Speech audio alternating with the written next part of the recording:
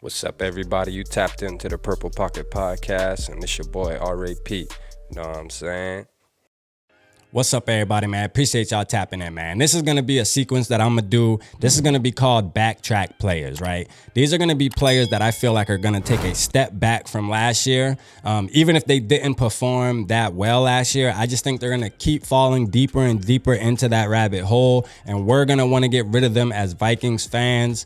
The coaches are going to be sick of it. It's just like these are players that are walking on eggshells. They're on thin ice. You know what I mean? Like the ice is about to break, and if they don't come out and prove themselves this year, and not all of these players have to prove anything, but you know, a couple of them do, man, and you'll understand. You'll hear the names when I say it. Some of them, I just feel like they're going to take a step back only because of the circumstances, right? So we'll start out with number 5, all right? So my number 5 on the list, man, for backtrack players is KJ Osborne.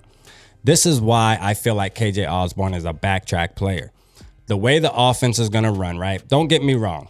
KJ Osborne did great last year when he had to step in, or when he was the third wide receiver. Now, when he had to step up and be the second wide receiver and take over for Adam Thielen, he didn't do as well.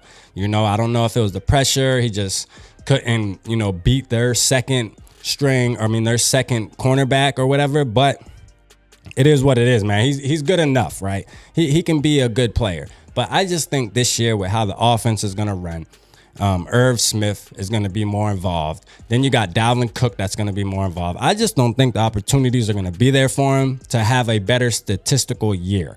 I think his stats are going to come down. You know what I mean? I know everybody's hype on him. Don't get me wrong, I am too, because he did prove something. But I just think the circumstances are going to go against him this year, right? I don't see him being, this breakout player. I just don't. You know what I mean? I just think that he's going to take a step back. All right. Number 4, Garrett Bradbury. Now, we don't have to get too deep into details. Most Vikings fans out here know we all feel the same way about Garrett. Now, he's coming out saying he's eating, he's gaining weight, he's doing this, that, and the third to become a better player. Look, I can tell you right now, by week 4, Vikings fans and coaches are going to be sick of Garrett Bradbury. We're going to be like, man, we told you to get rid of him earlier. Why'd you make us wait this long? I have no idea. I just think Garrett Bradbury just isn't a good NFL center, man. I'm just going to be honest with you.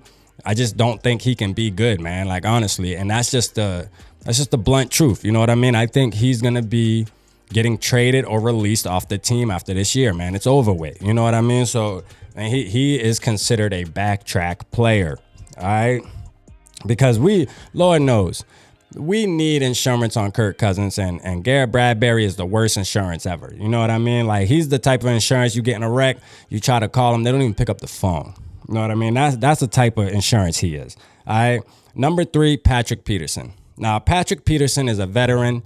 Last year he played the position good. He's good enough to be able to play his position at his age to where he can always be at least a number 2 cornerback on any team in the NFL. But I think this year his age is finally going to catch up with him. He's not going to be able to move as fast. Now, he will be valuable when it comes to mentorship.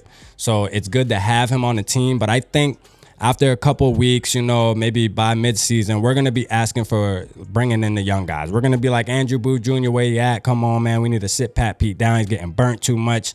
These wide receivers are working them now, man. These young boys working them. So I think he's going to be a backtrack player, but he's still going to bring value to the Minnesota Vikings. So, but he had to make the list, all right? Number 2 for me is Alexander Madison.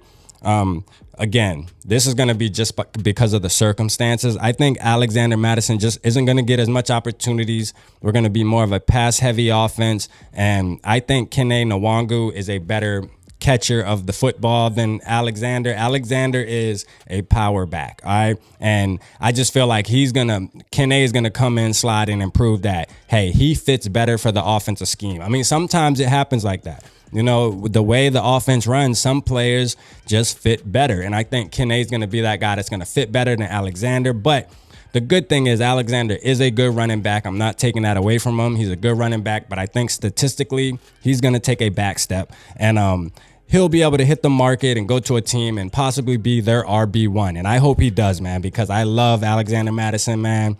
Much respect for him. I just think he's going to be a backtrack player for the Minnesota Vikings this year. All right. And my number one backtrack player is Dalvin Tomlinson. When we signed Dalvin Tomlinson, it was supposed to be the splash thing where he's a free agent, splash signing. No, I don't ever hear anything about him, man. I mean, he goes out there week in and week out and doesn't prove anything, man. Like the commentators don't even mention his name on Sundays. So I feel like this is his year where he's gonna need to do something. He's gonna have to make an impact some way, somehow. Because if not, man, he's gonna get out of there. He's not gonna be playing for Purple much longer. He's going to be a backtrack player. My prediction is he's not going to do anything, and we're going to be asking to get him up out of there, let somebody else come in and take over his position, man. You know, he got all this hype around his name, but don't do anything. At least didn't do anything for us. He showed promise with the Giants, but once he got into Purple, he just wasn't as good as we were thinking he was going to be.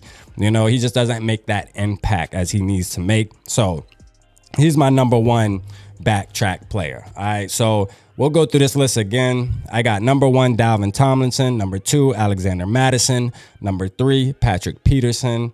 Number four, Garrett Bradbury. And number five, KJ Osborne. All right. Hey, y'all leave y'all list down there. Let me know who y'all think, man, is going to take a step back. You know what I mean? If there's going to be any players that y'all think is not going to do as good as they're supposed to do or not as good as last year. And yeah, man, leave it down in the comments, man. Y'all make sure y'all subscribe to the channel, man. We on the road to 1K before the season starts. We trying to get there, man. Tell your friends, tell your family, spread the news, all right? We got a fantasy league starting. August 24th, we're doing a live draft. It's called Battlefield. I dropped the short, man. Y'all make sure y'all go watch that short. It'll give you all the details. You know, August 24th, 8 p.m. Standard Eastern Standard Time. We're going to do a live draft, $25 entry fee, cash prizes for first and third place, first through third place, all right? So y'all make sure y'all tap in with us, man. Turn up with us. You know what I'm saying? Skol Vikings, man. Appreciate y'all tapping in. Holla at your boy. Appreciate everybody for tapping into the Purple Pocket Podcast. Y'all make sure y'all hit that like, subscribe, and turn the notification bell on. Purple Gang.